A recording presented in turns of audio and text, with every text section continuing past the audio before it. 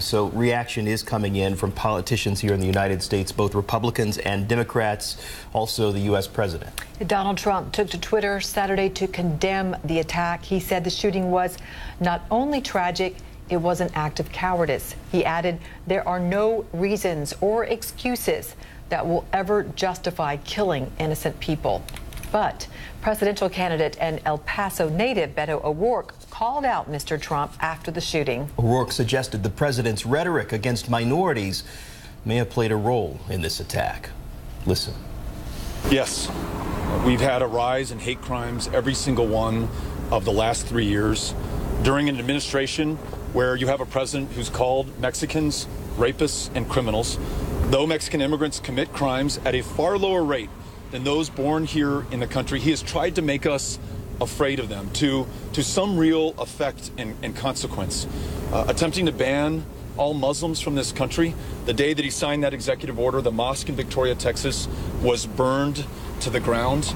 Those chants that we heard in Greenville, North Carolina, send her back, talking about our fellow American citizens duly elected to represent their constituents in the Congress who happen to be women of color.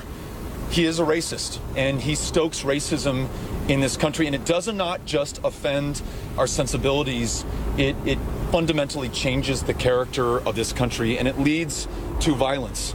And again, there are still details that we are waiting on, but I'm just following the lead that I've heard from the El Paso Police Department, where they say there are strong indications that this shooter wrote that manifesto and that this was inspired by his hatred of people here in this community.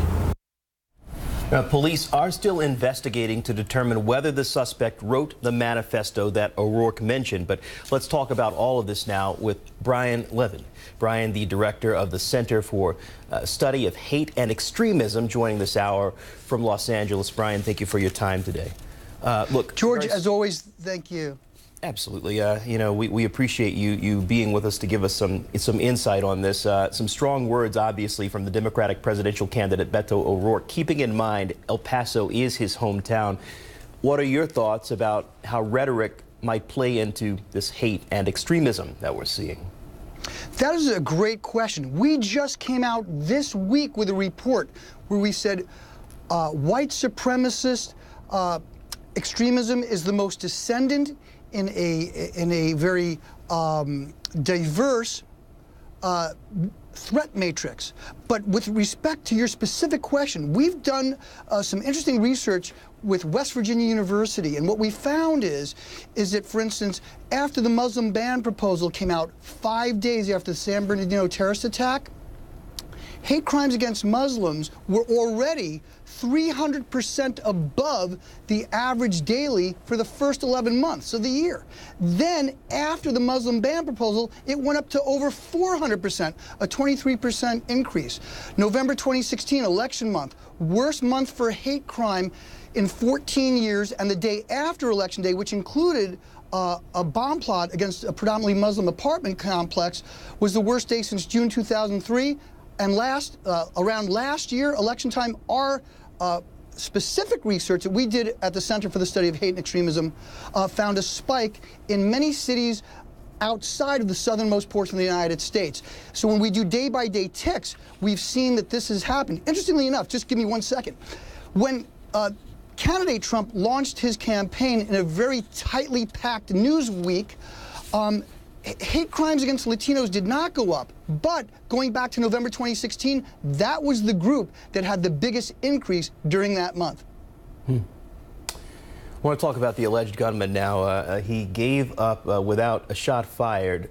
Given your understanding of who would do this type of thing and why someone would do this type of disgusting thing, what do you think was behind that?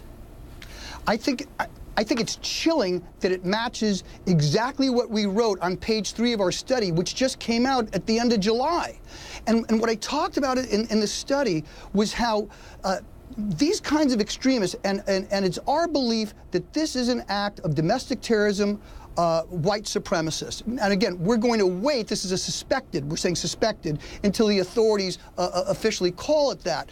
But if one reads the alleged manifesto, which I have, It references prior acts, and it references a book and a doctrine that is popular among white supremacists. And what we're seeing is a vertical integration. And what I mean is these folks are now referencing prior killers and prior writings, and they're trying to inscribe their own in another chapter of this racist Bible of evil, which is taking place on the internet.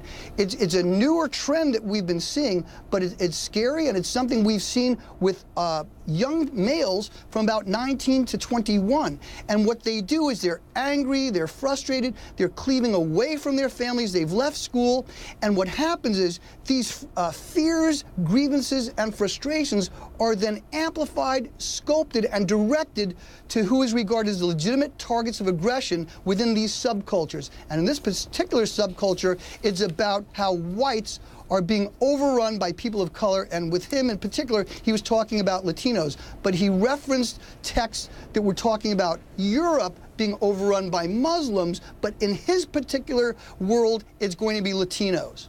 And just one quick thing. You would reference about political rhetoric. When the Tree of Life massacre, which took place back in October, it was also around a contentious political season, and Jews were targeted, but they were targeted because they wanted to help Latino immigrants, according to that assailant. I want to delve in just a bit on these online chat boards. No need to mention the name of the chat board. People can Google it and figure it out. But the gunman allegedly posted his reasoning, his twisted reasoning on this board. It is a place that is rife with racist and anti-Semitic conspiracy theories. Is there anything more that can be done to monitor, to police these sites? Keeping in mind it was just a short amount of time when he posted the post on that site, and apparently the attack, took place. Allegedly posted that attack. Posted the message, I should say. Yes, and we are waiting for official confirmation. But if we look at some of the past instances, these folks have posted on what I'm going to call these fragmented affinity-based platforms. So what has happened is there's been a migration, and this is in our study too. Go to Prof. Levin, you'll see the study on Twitter.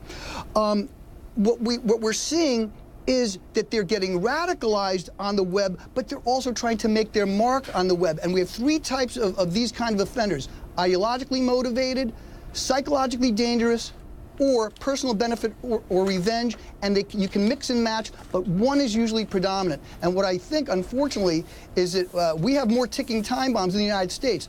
White supremacist extremism has supplanted violent Salafist jihadists over the last few years, and unfortunately, as we wrote in our report chillingly, unfortunately we expect this to continue.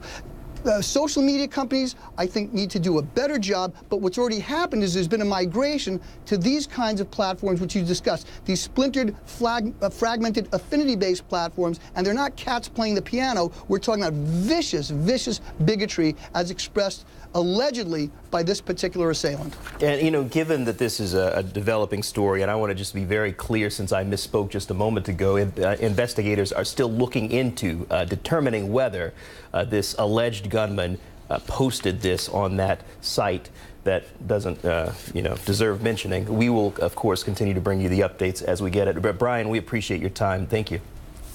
Thank you, as always.